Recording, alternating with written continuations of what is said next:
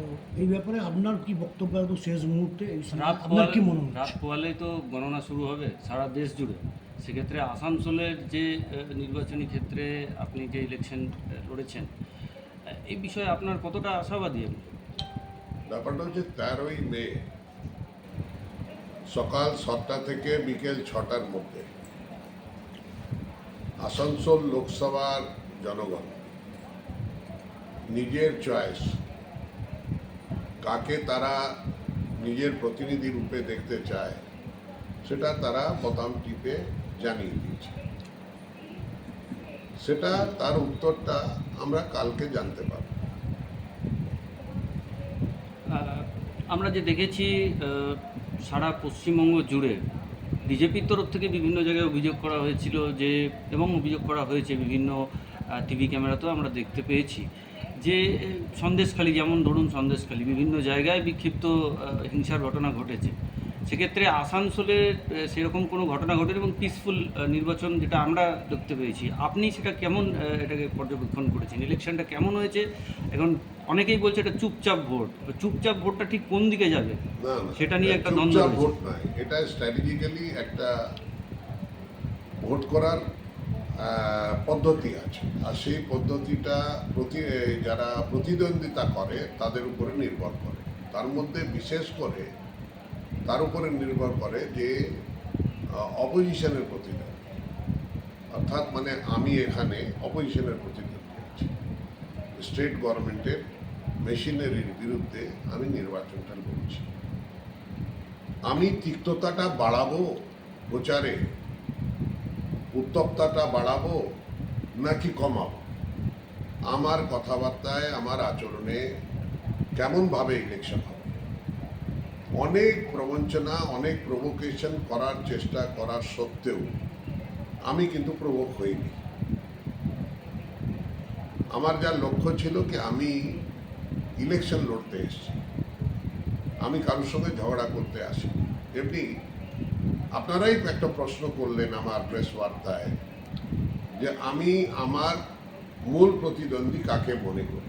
আমি আপনাকে উত্তরে বলেছিলাম যে আমার বিরুদ্ধে 6জন প্রতিদ্বন্দ্বী দাঁড়িয়েছে, কেউ নগণ্য নয় আর কেউ বড় নয়, সবাই প্রতিদ্বন্দ্বী। আর এই 4 তারিখ যার হাতে সার্টিফিকেট আসবে সে তখন প্রতিদ্বন্দ্বী থাকবে না, সে প্রতিনিধি হয়ে যাবে। আর সে প্রতিনিধি হবে সারা আসানসোল লোকসভার জনগণের। তো তার ব্যবহার আগে আর পরে সমান থাকা উচিত। নির্বাচন কমিশনের আর ভূমিকা তার জন্যেই পশ্চিমবাংলায় 41টা লোকসভায় কিছু না কিছু হিংসা হয়েছে, আর অনেক বড় হয়েছে। ক্যান্ডিডেটের উপরে অ্যাটাক হয়েছে বা গো ব্যাক বলেছে, চোর চোর, ডাকাত ডাকাত বলেছে, সব কিছু হয়েছে, কিন্তু এখানে হয়নি।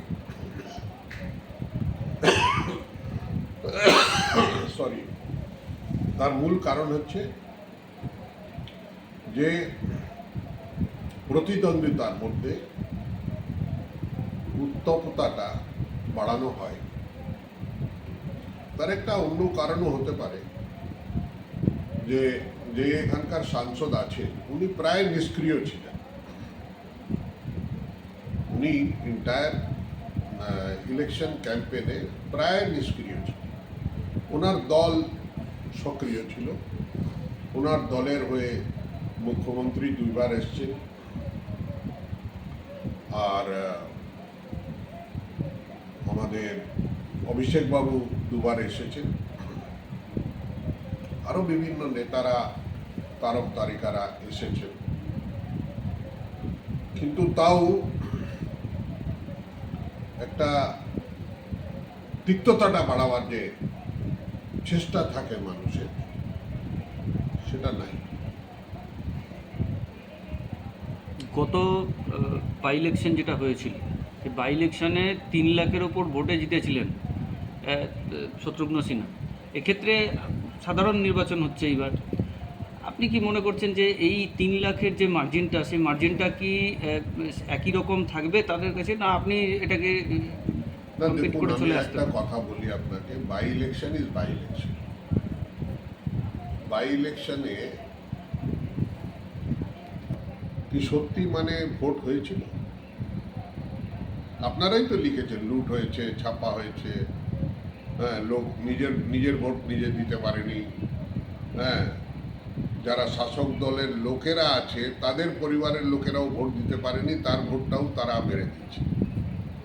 তো বাই ইলেকশন কোনো ইলেকশন না। তারপর 5 বছরের জন্য লোকসভা নির্বাচন হয়, আর যাকে জিতিয়েছিল সে পার্টি ছেড়ে তৃণমূলে চলে গেল।